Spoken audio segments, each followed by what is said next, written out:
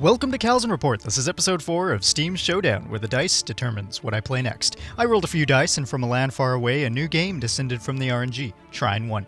So it took about 5 hours to grasp the ears of Frozen Bytes' plucked from a hat 2.5D platform puzzler. Was it worth the price? Let's start with the narrative. Once upon a time, in a land far, far away... At least that's how the nice old guy explained it. The narrative follows the everything was perfect, but then zombies, or skeletons rather, because the darkness slowly corrupted everything, and now it's up to these unlikely heroes to incur redemption. Fantasy tropes aside, this title does retain a certain charm due to its characters. While the narrative tropes didn't quite knock my medieval fantasy hosen off, the characters' personalities were consistent and humorous. They're introduced in turn, each with unique motivations, the thief exploiting the steal of a lifetime, the wizard out to save his own skin, and the knight seeking to prove his worth despite his lacking wits. Each are drawn and bound to the Trine, which fuses their three souls into one, conveniently explaining away a seemingly inexplicable game mechanic. Over my 5-hour journey, I even sensed a bit of emotional development, as what began as independent motivations gradually softened into a mutual obligation to restore harmony at the Trine's behest. The tale is not a masterpiece, but the sincere effort the scriptwriters put into character development and narration was refreshing among a genre concentrated with common conventions. Let's move on to the mechanics. This platformer employs WASD for movement, left, right click, and scroll for abilities, and the number line for switching characters. While one might conceivably complete entire stages using only one character, handy when one of you go missing, their unique strengths manifest an interdependence that provides smooth avenues to overcoming obstacles, making me silently mutter, "Gee, I'm glad you're here to create that bridge, wizard bro," or "Man, if I couldn't switch to a shield that easily, I'd be deaders," or "If the thief lady wasn't on the docket, it would have taken me ages to reach that experience bottle."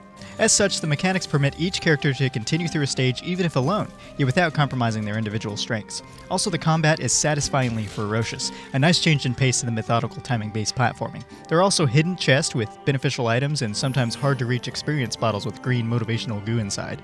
The most valuable character in the bunch for getting the experience bottles was usually the thief, as she can use her grapple to reach heights unheard of to Dopey or Shoeless. In fact, being able to effectively use her grapple to gracefully somersault onto a ridiculously thin platform was enough of a nudge in the "I'm awesome" meter to keep me wanting for the next opportunity. And the victory condition? Making it to the easternmost end of the map is usually enough for this game, but it's not always that easy. Sometimes the way is blocked by a gate puzzle, a bridgeless lake, a disgruntled Skeletor, or this flipping troll. Gosh darn it! Speaking of difficulty, this game does not shy away from a little try again, but it also isn't out to get you either. The puzzles aren't samey or dull in the least, and exploding skeletons is actually much more fun than challenging, so the real difficulty comes from managing both of those tasks while platforming above, around, or beneath pokey, hurtful, hero-killing machines. Seriously, who installed all these? The skeletons? They're not exactly the brightest end of the stick, nor the sharpest bulb in the shed. And now the atmosphere.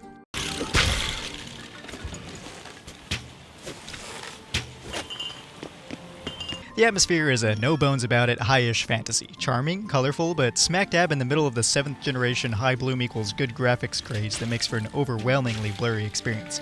That's a little hyperbole, and in a way it adds to the dreamlike quality of the game.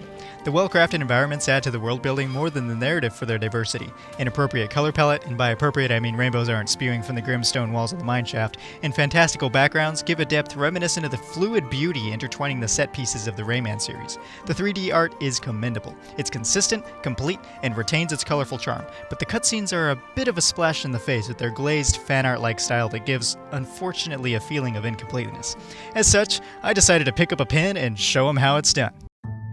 Okay, let's see. Let's open paint here. Alright, let's start by drawing a little wizard hat. You know, the cone. Okay, there's the top. And we need a brim just around the corner here. Whoop. His little beard. He has kind of like a long...